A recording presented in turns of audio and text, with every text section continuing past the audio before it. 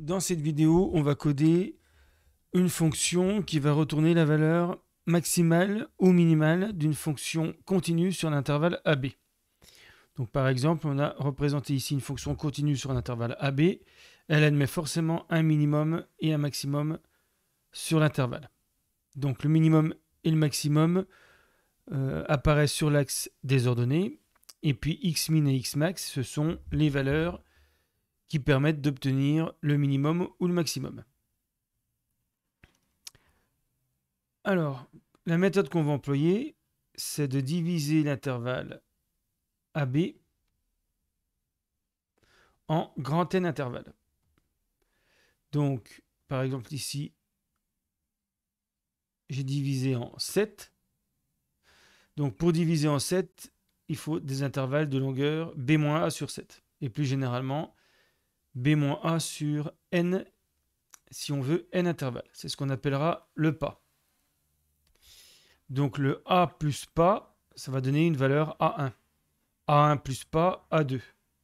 A3, A4, A5, A6, jusqu'à B.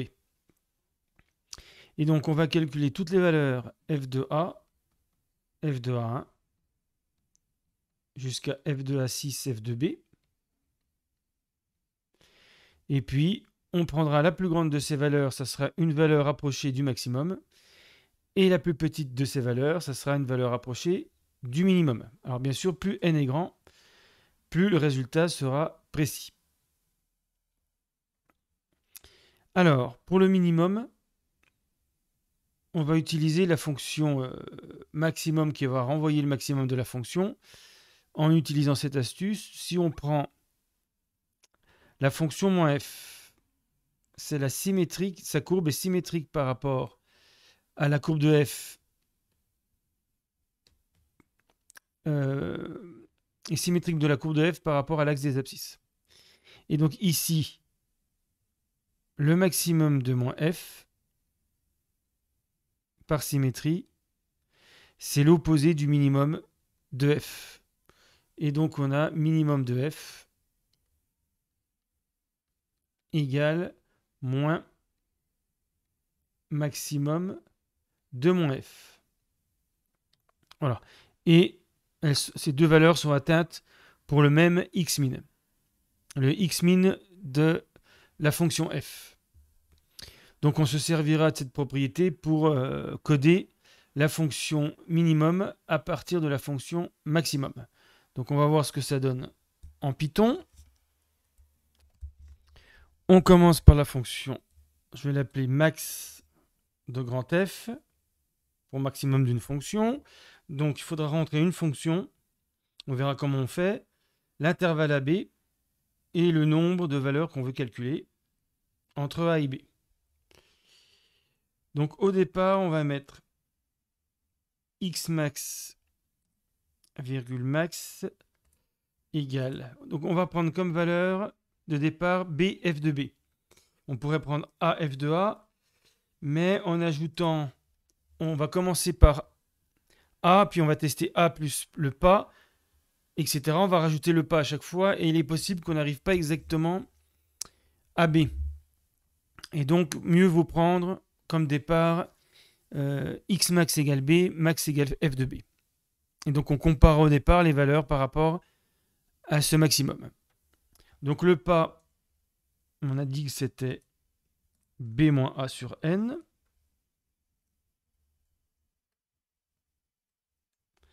Ensuite, on fait une boucle tant que A est inférieur ou égal à B. Voilà, il ne faut pas que A dépasse B, on ne sait jamais, la fonction n'est peut-être pas définie après B. Et donc, pour le moment, alors A, c'est la valeur qui a été rentrée en paramètre, donc c'est la première valeur de l'intervalle. Si f de A est plus grand que max, eh bien, f de A, ça va être le nouveau maximum. Donc, on va mettre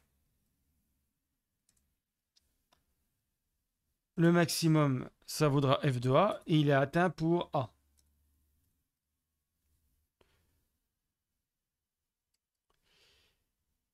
Ensuite, on augmente A du pas.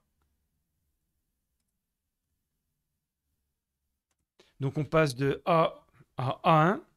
Et puis à chaque boucle, on va passer à A2, A3, A4, etc.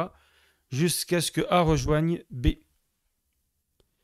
Et donc, quand la boucle tant que est finie, on retourne la valeur maximale. Et pour quelle valeur elle est atteinte. Donc voilà pour la fonction maximum. Alors, on va quand même tester cette fonction avant de passer à la fonction minimum. Donc on lance le programme. Voilà. Ensuite, comment rentrer une fonction? Alors on peut écrire ça dans le programme, mais là je vais tout rentrer dans la console. Donc la fonction, soit c'est une fonction existante, soit on peut la créer directement, la rentrer dans les paramètres.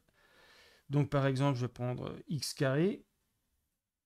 Donc la fonction lambda, le mot-clé lambda permet de créer une fonction sans la nommer. Il suffit de mettre x x carré pour définir la fonction carré. On va faire entre -2 et 5. Et puis on va faire sans calcul.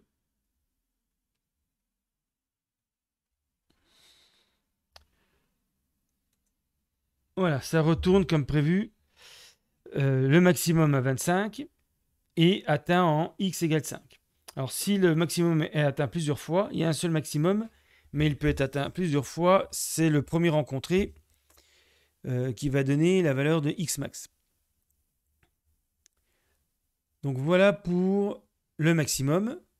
Donc là, il se trouve que c'est le dernier point. Je peux recommencer avec -5 et 2.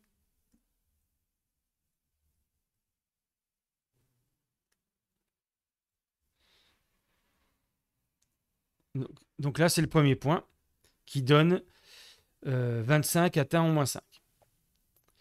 Donc ça marche pour le maximum. Maintenant, on va définir le minimum en appliquant la propriété qu'on a vue. Donc, on met les mêmes paramètres, une fonction, un intervalle, et puis un nombre de points, un nombre de calculs. Donc, on va se servir de la fonction max qui renvoie deux valeurs. Donc, on récupère ces deux valeurs en mettant u,v. On a vu qu'il fallait prendre -f, parce que le minimum de f, c'est l'opposé du maximum de -f, d'après ce qu'on a vu au début de la vidéo.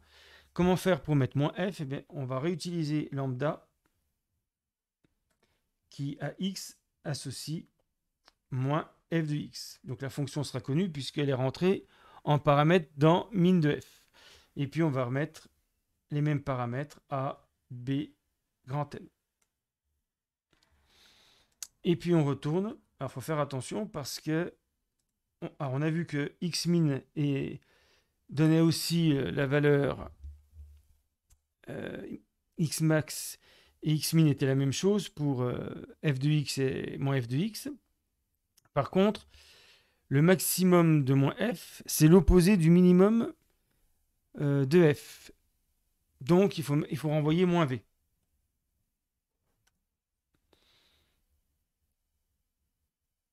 Voilà, on peut tester.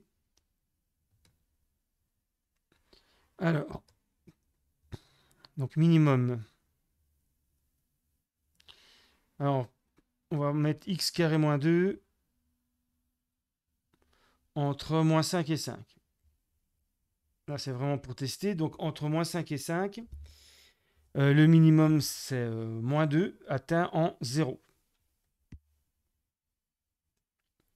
Voilà, c'est bien le résultat donné. Donc, -2, c'est le minimum. Atteint en -1, 10 puissance -15, c'est bien une valeur proche de 0. Donc, voilà comment programmer le minimum et le maximum d'une fonction continue sur un intervalle AB.